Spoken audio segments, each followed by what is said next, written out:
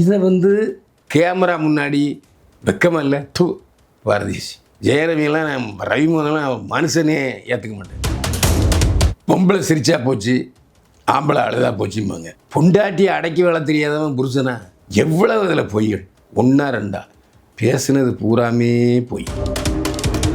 நீ டைரக்ட் பண்ணி நீ கதாநாயகனை அடிக்கிற படத்தில் திடீர்னு கோவப்பட்டு அதே மாதிரி அறுத்துக்கிட்டு செட்டிநாடு மருத்துவமனையில் சிகிச்சை பெற்றுது. எதுக்கு சொல்லு? சரி, கனிஷா மகன் எங்கே ஓடிட்டா தெரியுமா? எங்கேயும் ஓடலை. இப்போவும் கனிஷா ரவிமோகனோட தான் இருக்கா. சபரிமலைக்கு மாலை போட்டுக்கிட்டு திடீர்னு நான் முதலமைச்சரை பார்க்க போறேன்னு போனீங்க. அங்கே முதலமைச்சர் உங்களை சந்திக்கலை. புதிய சிந்தனை நேயர்களுக்கு வணக்கம். திஸ் இஸ் பிஜே ஸ்ருதி. இன்னைக்கு என் கூட மூத்த பத்திரிகையாளர் திரு பயில்வான் ரங்கநாதன் அவர்கள் தான் இணைஞ்சிருக்காங்க. நிறைய விஷயங்களை அவர்கிட்ட பேசலாம். ஹாய் சார், வணக்கம். என்னை வாழ வைத்துக் கொண்டிருக்கும் யூடியூப் சேனல் நேயர்களுக்கு நன்றியும் வணக்கம். சார், இப்போ சமீபத்தில் ரவிமோகன் அவர்கள் ஒரு ப்ரெஸ் மீட் ரொம்ப ஆதங்கத்தோடு வெளிப்பட்டிருந்தாரு. என்னுடைய இல்லற வாழ்க்கை எந்த அளவுக்கு இருந்திருக்கு, நான் எந்த அளவுக்கு அங்கே அடிமையாக இருந்திருக்கேன் அப்படிங்கிற நிறைய விஷயம் ஓப்பன் அப் பண்ணி பேசினாரு. ஸோ அதை பார்க்கும்போது உங்களுக்கு எப்படி இருந்தது? பொம்பளை சிரிச்சா போச்சு, ஆம்பளை அழுதா போச்சும்பாங்க. எந்த ஒரு சூழ்நிலையிலும் ஆண் அழவே கூடாது. ஆண் அழுதா ஒன்று போதையில் இருப்பான், இல்லை பயங்கர கோழையாக இருப்பான். இனிமேல் வாழ்க்கை இவ்வளோதான் தான் ஒருத்தன் அழ ஆரம்பிக்கணும். ஏன் நீ என்ன எம்ஏ உன்னை காவுகளில் வர்றானா அழுத? ஏன்னா 4 விஷயம், 4 சோத்துக்குள்ளே பேச வேண்டிய விஷயந்தான் இல்லற விஷயம், குடும்ப விஷயம். இதை கேமரா முன்னாடி 100 கேமரா இருக்குது, மீடியா முன்னாடி வெக்கமாக இல்லை பாரதீஷ் ஜெயரவியெல்லாம் நான் ரவிமோகனெல்லாம் மனுஷனே ஏற்றுக்க மாட்டேன். குடும்ப விஷயத்தை மைக்கு முன்னால் சொல்லம்மையா, அறிவு இருக்கா உனக்கு? பொண்டாட்டி அடக்கி வேலை தெரியாதவன் புருஷனா? எவ்வளவு இதில் பொய்கள், ஒன்றா ரெண்டா பேசுனது பூராமே பொய். அதில் நான் ஆர்த்தி சமீபத்தில் தற்கொலை முயற்சி பண்ணான்னு சொல்கிறேன். அது எவ்வளோ பெரிய பொய். ஆர்த்தி எங்கே ஒன்றே மாதிரி இப்படி பிளேடில் நரம்பு அறுத்துக்கிட்டுச்சா? இல்லை, நீ தான் அறுத்த.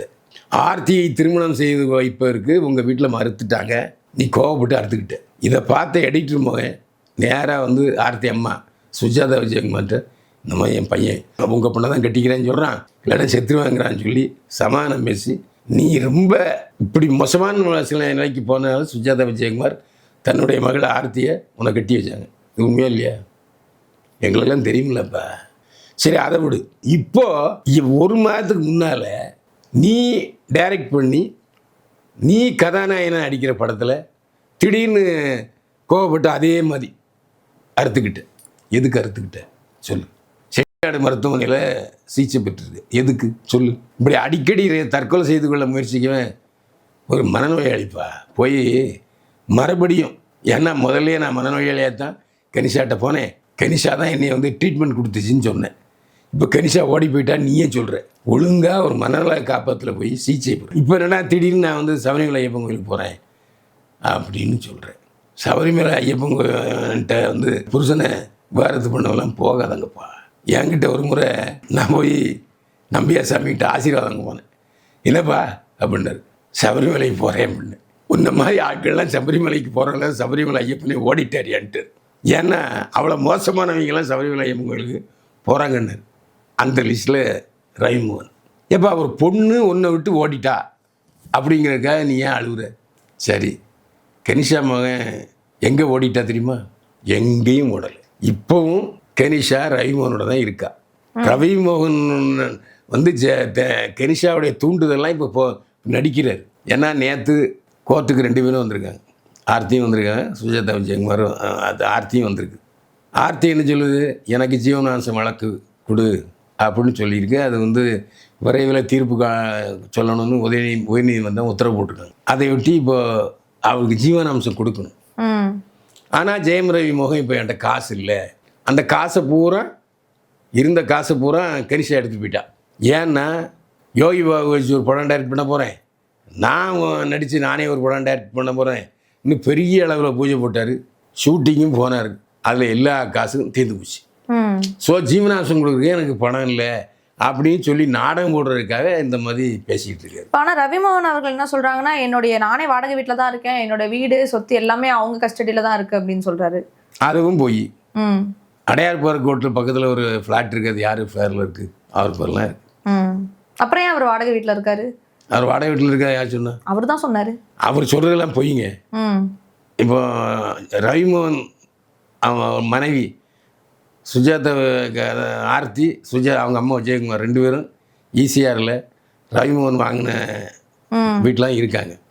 அந்த வீட்டுக்கு ஒரு இஎம்ஐ கட்டலை. பேங்க்கில் லோன் வாங்கி இஎம்ஐ கட்டலாம் அந்த ஜப்தி பண்ண வந்துட்டான்ல, அந்த பணத்தை பூரா கட்டி அவங்க இருக்காங்க. இது என்ன ஃபுல்லாக வாங்கியா அந்த மாதிரி எடுத்துக்கிட்டாங்க. நீ இஎம்ஐ கட்டாததுக்கு அவங்க கட்டி அவங்க உட்காந்துருக்காங்க. அதில் என்ன தப்பு? சரி, இன்னொரு விஷயம் சொல்கிறார், நான் என் மாமியாரை தயாரிப்பாளராக்குனேன்னு. நீயே கையில் காசு இல்லாதவன் மார்க்கெட்லாம் வீட்டில் சும்மா உட்காந்துருக்க, எப்படி உங்கள் மாமியாரை நீ தயாரிப்பாளராக்குன்னு பச்சை போய் சொல்லுவேன். எனக்கு தெரிஞ்சு சுஜாதா விஜயகுமார் ரவிமோகனுக்கு மாமியார் ஆகும் முன்னாலேயே சினிமா படம் எடுத்தவங்க, டெலிவிஷன் தொடர் எடுத்தவங்க. சுஜாதா விஜயகுமார் தயாரித்த டிவி சீரியலில் நான் நடிச்சிருக்கேன். சுஜாதா விஜயகுமாரே எனக்கு சம்பளம் கொடுத்துருக்காங்க. இதெல்லாம் எத்தனை வருஷத்துக்கு முன்னாடி? ஒரு 13 வருஷம் இருக்கும். அப்போ சுஜாதா விஜயகுமார் இப்போ வெல் நோன் ப்ரொடியூசர். இப்போவும் பார்த்தீங்கன்னா தமிழ் திரைப்பட தயாரிப்பாளர் சங்கத்தில் தேர்தலில் நின்று துணைத் தலைவராக இருக்காங்க சுஜாதா விஜயகுமார். சமீபத்தில் போய் சுஜாதா விஜயகுமார் தலைவர் எல்லாரும் போய் பார்த்துட்டு வந்திருக்காங்க. முதல்வர் விஜயை போய் பார்த்துட்டு வந்திருக்காங்க. ஓகே. இப்போது இவர் மார்க்கெட்லாம் போயிட்டார்.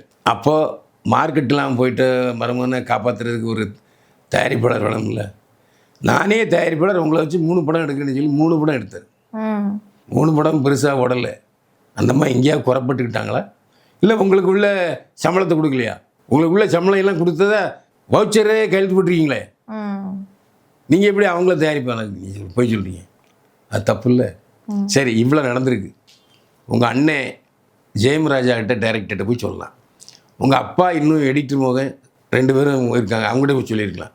சரி, உங்கள் அப்பா இப்போ சமீபத்தில் ஹார்ட் சர்ஜரி பண்ணி ஹாஸ்பிட்டலில் இருக்கார். இந்த சமயத்தில் இந்த மாதிரி எனக்கு இவ்வளோ நேர்ந்ததுன்ட்டு பத்திரிகையாளர்கிட்ட சொல்கிறீங்களே, இது நியாயமா? சரி, சபரிமலைக்கு மாலை போட்டுக்கிட்டு திடீர்னு நான் முதலமைச்சரை பார்க்க போகிறேன்னு போனீங்க.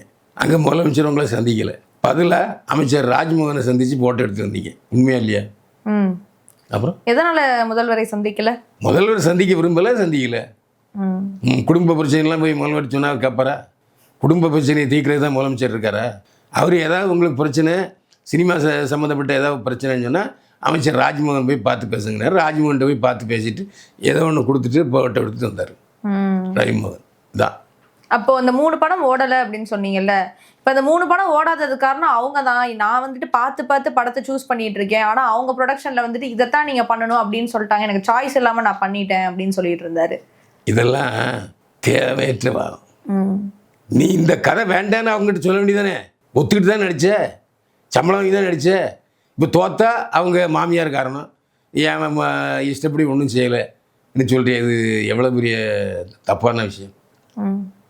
ஒரு ஹீரோ இந்த கதை உங்களுக்கு பிடிச்சிருக்குன்னு தான் நடிச்சிங்க. பிடிச்சிட்டு நடித்ததுக்கப்புறம் இப்போ மாமியார் மேலே பழி போட்டால் எப்படி? இப்போ கெனிஷா அவர்கள் அவர் கூட தான் இருக்காங்கன்னு சொல்கிறீங்க. பட் ஏன் 2 தெருக்கு வித்தியாசம் தாங்க. இவங்க ஃப்ரண்ட்டில் இருக்காங்க, அவங்க பேக்கில் இருக்காங்க, 2 தெரு வித்தியாசம் தான். ஓகே. பட் ஆனால் தனித்தனி வீட்டில் இருக்காங்க. அதாவது மனைவியும் குழந்தைகளும் தனியாக இருக்காங்க, இவர் தனியாக இருக்கார். இதில் என்னென்னா அந்த பையன் இப்போ ஃபைனல் எழுதியிருக்கான். அந்த பையனுடைய படிப்பு என்ன ஆகும் யோசித்து பார்த்தரா ஜெயநதி? அவன் பரீட்சை ஒழுங்கு எழுதியிருக்க முடியுமா? இதெல்லாம் யோசித்து பார்த்தரா? பசங்களை பற்றி யோசிக்கிறது இல்லை, பொண்டாட்டியை பற்றி யோசிக்கிறது இல்லை, தன்னை பற்றி யோசிக்கிறது இல்லை. அப்புறம் இப்போ டிவோர்ஸ் வராமல் நான் நடிக்கவே மாட்டேன் அப்படின்னு சொல்லியிருக்காரு.